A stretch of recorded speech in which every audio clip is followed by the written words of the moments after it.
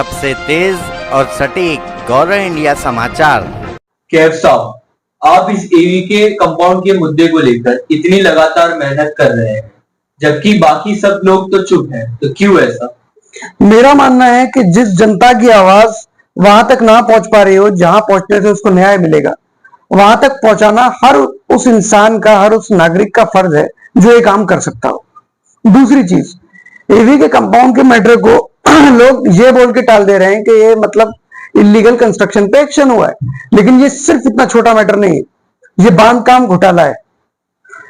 जिन लोगों के घर गए उनसे आप पूछिए, 400 परिवारों से पूछिए ये क्या है, और अब साइलेंट रहना छोड़ दीजिए। न्यूज हेडलाइन पढ़ के घर में दो चार बातें करके चुप रहना छोड़ दीजिए। हमारा फर्ज है सवाल पूछना, हमारा फर्ज है जवाब लेना। सब क्या बस आपकी शक की बुनियाद पे है या आपके पास कोई फैक्ट्स भी है? ये नॉर्मल सा आप कैसे समझो? देखिए, एक सीधी सी बात करते हैं, कॉमन सेंस की बात करते हैं। 5-7 मंजिला इमारत बन रही है, उनको बिजली की व्यवस्था भी मिल रही है, मीटर जा रहा है। मीटर क्या बिना एड्रेस वेरिफिकेशन के मिलता है? 3 साल 2 साल 4 साल पुरानी कंप्लेंट पड़ी हुई है, उन पे एक्शन क्यों नहीं हुआ? ये सीधा सीधा सिस्टम फेलियर है और टीएमसी का अंधा होने को दर्शाता है। क्या आप इस विषय को इतनी इंपॉर्टेंस सिर्फ इसलिए दे रहे हैं क्या बाकी लोगों का क्रिटिसिज्म हो, या आपके पास इसका कोई सोल्यूशन और रोड मैप भी है?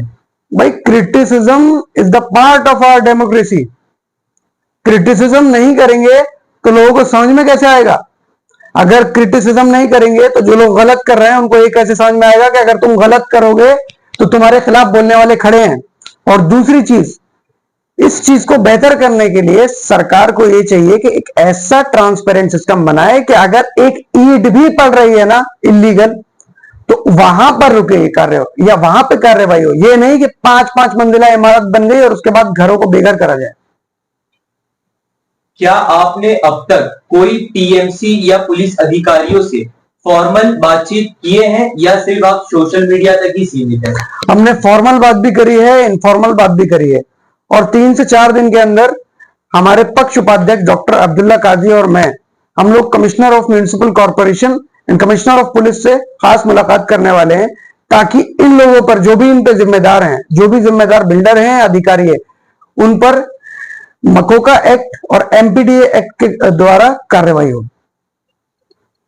इस विषय में काफी लोग इन्वॉल्व है, साइलेंटली या फिर विजिबली, तो आप उन लोगों का क्या कहना चाहेंगे? मैं उन लोगों से सिर्फ इतना कहना चाहता हूं कि हो सकता है कि कानून आपको सजा देने में देर करे, हो सकता है ऐसा, लेकिन एक बात याद रखिएगा, जब कानून का हथौड़ा पड़ेगा ना तो लंगड़े तो हो गए और साथ में अकल भी आ जाएगी। लोगों का कहना है कि एक और नेता आ गया एक विषय को लेकर अपनी पब्लिसिटी बनाने, तो इस बारे में आपका क्या कहना चाहोगे? एक बात बताइए, 2022 से मैं आराम से रोड पे काम कर रहा हूं बिना पब्लिक विजिबिलिटी के। 2022 से अभी तक मैंने कुछ नहीं करा, लेकिन ये जब मुद्दा आया और मैंने देखा कि यहां पर कोई भी आदमी आ रहा है, अपनी राजनीतिक रोटियां सेक रहा है और चला जा रहा है, तो मेरे समझ में आया कि इस पे मुझे काम करना चाहिए, और बिना पब्लिक विजिबिलिटी के ये मुद्दा मैं कैसे उठा सकता हूं? तो ये मैं कोई राजनीतिक रोटियां सेकने के लिए नहीं कर रहा हूं, ये मेरा संवैधानिक हक है और मेरा फर्ज है। आप इस विषय में जनता से क्या उम्मीद रखते हैं? मैं जनता से उम्मीद रखता हूं कि जितने भी लोग हैं, जिनके भी घर गए, वो लोग शांत रहें, डरे बिल्कुल भी नहीं, परेशान ना हो, कोई गलत स्टेप ना उठाएं। दूसरी चीज ये है कि जिस इंसान के पास ये मेरी आवाज नहीं पहुंची, बात नहीं पहुंची, वो किसी तरह मुझे संपर्क करने की कोशिश करे। हम लोग आपके लिए लड़ रहे हैं और आगे से बिना कागजी कार्रवाई ढंग से करे कोई भी जगह ना खरीदें कृपया करके। और अगर आपके साथ उसके बाद भी कोई अन्याय होता है तो आप अथॉरिटीज के पास जाइए, हमारे पास आइए, लॉयर करिए, कुछ भी करिए, लेकिन इस चीज को रिपोर्ट करिए, क्योंकि इन लोगों की अकल ठिकाने लगाना बहुत जरूरी है।